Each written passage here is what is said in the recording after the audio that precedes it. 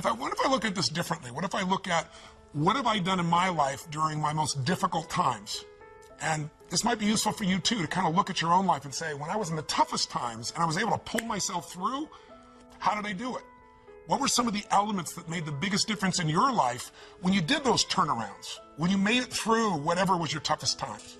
For me, those toughest times in the very beginning were when I was just a kid and my mom and dad separated, and my mom thought I was on my dad's side, so she kicked me out. She kicked him out already.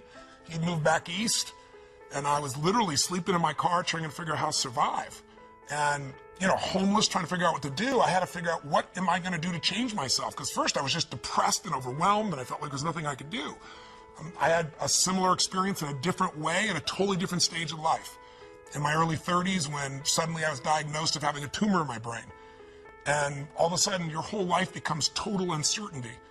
And what do you do to turn things around? Well, at the most fundamental level, I did 5 things. And these are the 5 that I invite you to consider and look at in your life to either take yourself to the next level, be able to thrive during these difficult times, or turn yourself around so you can begin to thrive.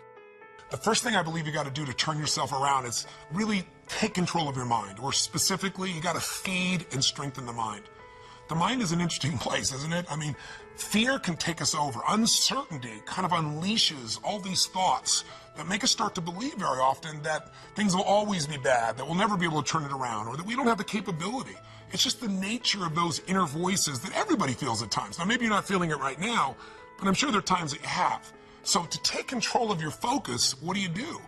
Well, I was told all of a sudden I had a tumor, or way back when I'm on my own trying to figure out what to do, I realized that somehow to take control of my mind, I had to feed it. That if I didn't feed my mind, I'd be living on the weeds that came around me. I mean, today, if all you do is, pick up your phone, you've got all kinds of messages that are going to get your full attention, or flip on Google and check out the news, or watch CNN, or whatever it is you do, it's constantly coming at us. One of my first teachers, Jim Rohn, taught me something years ago. He said, Tony, every day you've got to stand guard at the door of your mind. He said, I'll give you a good lesson. He said, think about this. What if your worst enemy in the whole world came and dropped some sugar in your coffee? He said, what would happen to you? And I was just a 17-year-old kid just getting started. And I said, what do you mean? I'd have sweet sugar. He said, that's right. He said, what if your best friend, with the best intention in the world, dropped 1 drop of strychnine in your coffee? I said, I'd be dead. He goes, that's right. So remember, life is both sugar and strychnine, and you better stand guard at your coffee. Stand guard at the door of your mind, because things feed in there and you start to accept them. They start to become beliefs. You start to make up meanings that take over your life. My fastest way of combating that when I was first brand new, just trying to figure out what to do with my life, was to read. And I was poor. I was literally sleeping in my car, so I'm ancient enough to remember when there wasn't an internet, and when I would go to the library. And I would go to that library, and my whole goal was feed the mind. Feed the mind for at least an hour minimum a day, and sometimes more than that, where I would read somebody's biography. I'd read the story of somebody who went through some unbelievably difficult time and how they turned it around. And it gave me perspective. Or I'd read a book like As a Man Thinketh. If you haven't read it, it's worth reading again and again. You can read the book in about 20 minutes. Or I'd read Man's Search for Meaning, where all of a sudden Viktor Frankl, a man who was literally living at that time in Auschwitz, losing all of his family, and he figured out how to make it through that time and add value. These stories, these things fed my mind something nutritious, something strong. If we are what we eat, we are what we read, we are what we listen to. Later on, I began to feed my mind, about understanding the ideas around health principles and how people had turned themselves around who had tumors, who had cancer. I did the same thing most of my life, starting when I was 17, by listening to audio tapes. I went out and I was constantly feeding my mind. I didn't let or hope that a good idea would interrupt me or interject itself upon me. I knew a great idea had to be pursued. I had to go after it. I had to feed and strengthen my mind every single day. So I did it with audio tapes, I did it with books, and I did it by literally doing incantations, saying to myself something over and over again with such intensity till my mind began to believe it. So reading, listening, feeding your mind is the first step to get out of that place of uncertainty and to start to re-tap into your real ability to thrive in any environment. What's the second key? Well, number 2 is you got to feed and strengthen your body.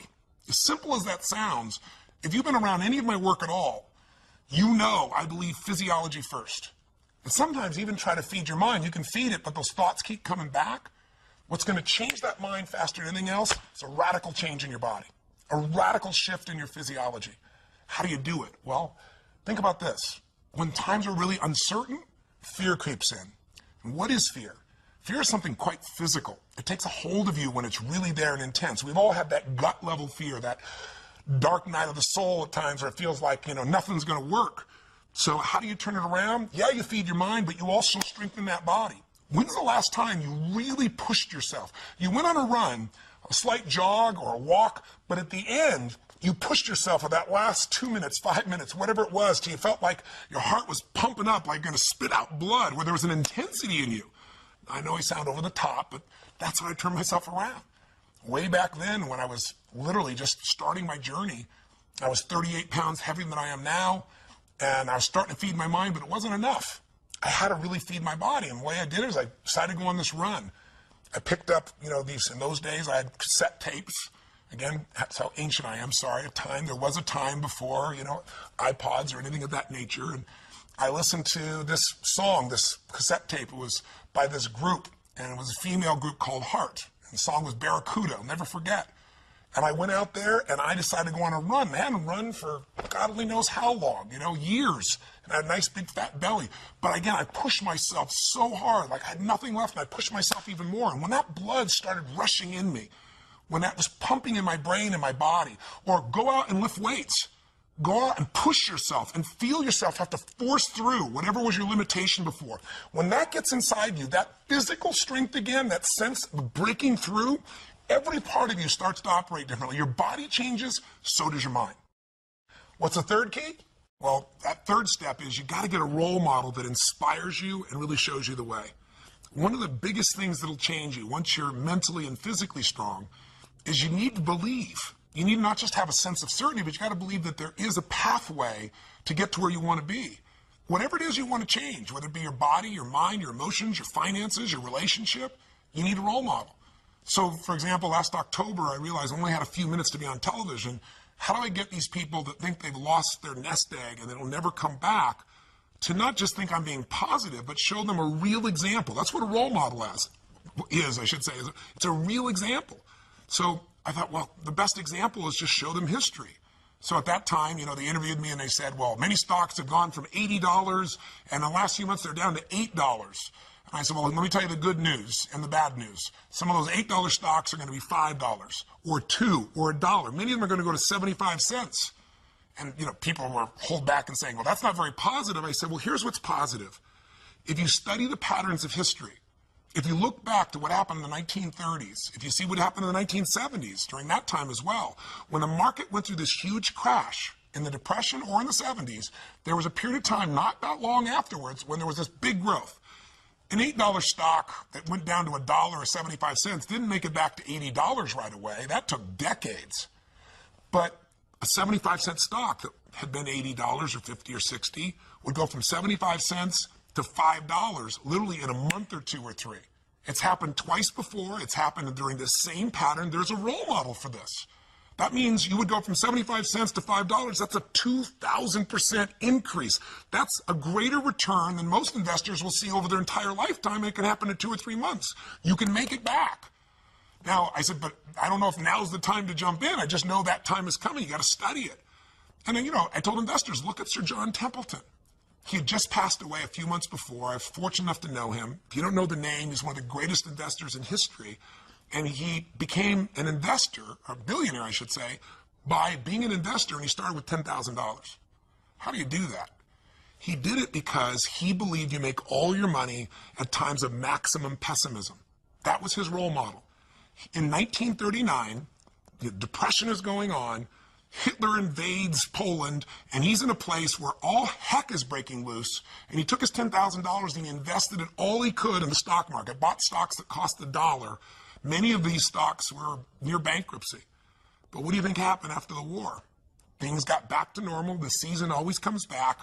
He became a billionaire from those investments. He invested in Japan when no one would invest in Japan because no role model would do that. They just got bombed. The country's down to mud and dirt. He bought things for pennies that grew and he sold them for a huge profit. If you're looking to make your business successful today and you're trying to think, how do I do this in this tight economy? Look around at role models. Who around you is still doing well? There are people. You just got to find them. Look at Zappos. Zappos is a company that only a few years ago was sitting around in a garage, and in this economy, they're thriving, selling shoes. They're going to do $1 billion this year. Or better yet, if you're just feeling like you lost your job, you know, you've lost your home, you've lost your income, your nest egg, or you're facing just unbelievable challenge, then look at somebody like a Nick V. If you don't know who I'm talking about, go to my blog and watch a video of him. I'm shortening his name. It's very hard to pronounce his name. I'll be respectful, but I've got his whole story there. You can watch it. Here's a guy that was born with no arms and no legs. I mean, literally, he can't dress himself, can't move, can't feed himself. He wanted to die. He was totally depressed. And in one day, he figured out a different way of looking at life. He somehow began to strengthen his mind and body, and he got a different role model of what was possible inside of himself. And now he inspires people all over the world. Little kids who think they have a big problem, adults who think they have a big problem, meet him and go, how does he even make a phone call? You know, and you'll see him do it. He's got this one little web foot. Please go see it. You'll be inspired. We all need contrast sometimes. Not only role models of how to get it done and be successful, but role models of how to deal with our problems and our challenges. So get a role model that'll inspire you and show you the way. And the fourth key now is you've got to get a proven plan, and you got to take massive action. Don't even worry about a proven plan. There are lots of role models. Hopefully they'll prove it to you, but get a plan. Do something. I tell people all the time, you got to remember the power of massive action. So often in life, people don't begin the journey because they're not quite sure what to do or how to do it right or how to do it perfect. If you want to change your body, get yourself moving. Don't wait for the perfect trainer. Just go out there and move. Put on your shoes and move and get momentum. Just remember, progress equals happiness. If you can start to make progress, if you can get yourself going, even if it's not perfect, if it doesn't work, you know what to do. Just change your approach. If that doesn't work, change your approach. But if there's anything that'll shift your life, that'll get you to thrive in a difficult situation, is take some massive action. Try something else. Change it, try it, move it. I go on and on this, but I'll be respectful to your time, so let me give you the final key, number 5. Number 5, I think, is the most important of all. So just to remind you, first thing you got to do is feed and strengthen that mind. Read, listen, feed the mind. Take control of that focus. Stand guard at what other people are saying. Focus on what it is you're here to give, what you can control, what you can make happen. Number 2, feed and strengthen that body. Remember, fear, uncertainty, they're physical experiences. So the best way to deal with something physical is get physical. Change that body. Go lift some weights. Go for that run. Do something that's going to get you in that state. If you've been to our seminars, you know exactly what to do. But get that hour of power going, that 15 minutes to thrive, if you're familiar with that, to train your body and mind to be strong again. Number 3, make sure you put yourself in that position where you find a role model that's going to inspire you and show you that way. Maybe it's a contrasting role model. You think your life's so tough? Find somebody with tougher who's really turned it around. Or maybe it's just somebody who's really succeeded, that you can now see there is a way. There's a way through. There's a way to make this happen, even in the toughest times. There's always a way. 4, make sure you get yourself into action. Get a plan, take massive action. And then number 5, most importantly of all of them, feed your spirit. Feed and strengthen your spirit. And there's only one way to do that. It's to find what you're grateful for and to take time, whether it be prayer for you or just taking a moment to think about what it is that's so lucky in your life. There's a rejuvenation in our spirit when we stop taking things for granted. And when, most importantly, what feeds your spirit is to give, to find a way to do something for someone else who's worse off than you are. Because what is this all about? It's about strength, and it's about perspective, it's about action, it's about emotion, and it's about heart. And so many people, miss the opportunity to feel like their life makes a difference. I'm a big believer that motive does matter, that why you do something people can feel, that people may be skeptical, they may have their judgments or their fears because they've been through so much, but in my experience, ultimately, why you're doing something people feel. And if you're doing this because some part of you knows that you're here in life not just to get but to give, then there's a spark that happens in other people because they feel the genuineness of that, and there's a spark that happens in you because it reminds you what you're made for.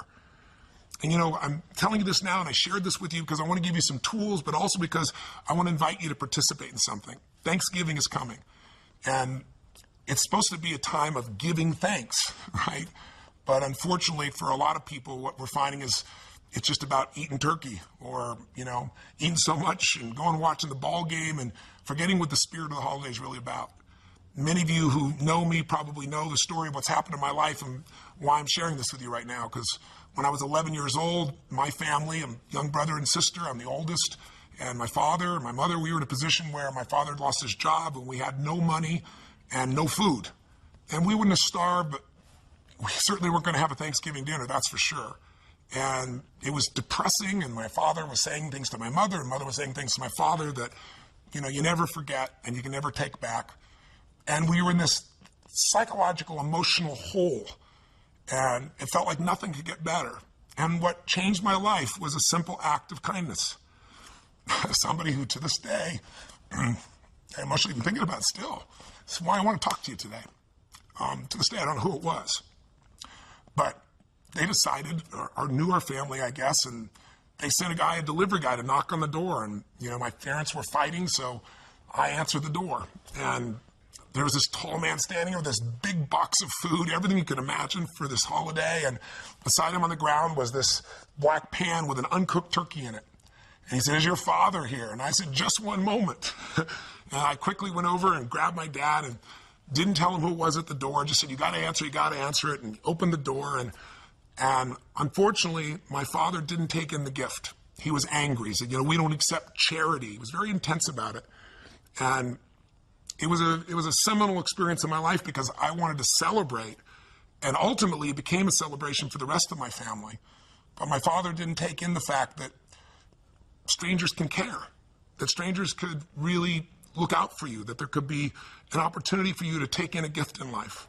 And my father, shortly after that experience, left our family. It was one of the more intense moments of my life. But the beauty that came out of that event is the reason why I'm here right now, not just talking to you in this conversation here on the internet, but the reason I do what I do is because I was penetrated by this kindness because the meaning I gave it was that strangers care. And if strangers care about me, then I care about strangers. I got to find a way to give back. And I promised I'd find a way to do that. And so by the time I was 17 years old, I figured out how to do it. I wasn't real successful yet, as you might guess, but I decided I was going to feed 2 families. And I went to the grocery store and I got 2 baskets and I went around and put enough food, for 2 different families to have this incredible dinner. And I started the journey. And I began by feeding a family with 5 kids who I had no clue, but the father had left, and it was destiny for me. Next year, I decided it was so moving and emotional, I was going to feed 4 families, and I didn't tell anybody. And the next year, 8, because I wasn't doing it for the stars on my chart. But eventually, I thought, God, I could use some help. So I got my friends involved, and gradually I grew some of my small companies, and my employees got involved. And I'm really proud to tell you that 30 plus years later today, we're in a situation now where through the foundation, together with people like yourself, we feed more than 3 million people last year in 32 countries. So my final kind of offering to you, my invitation is come join me. Let's go out and touch some souls.